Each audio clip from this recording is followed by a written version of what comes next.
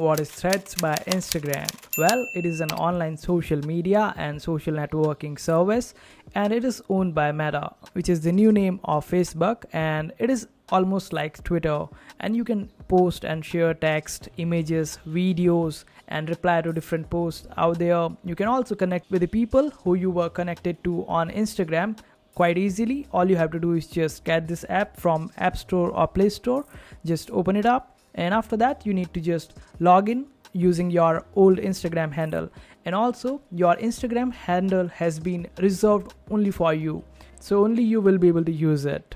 It is quite cool, and this is how it looks. Quite easy to open an account on, and after that you can post different threads and let the people know your thoughts, and you can get started with your brand on this new platform.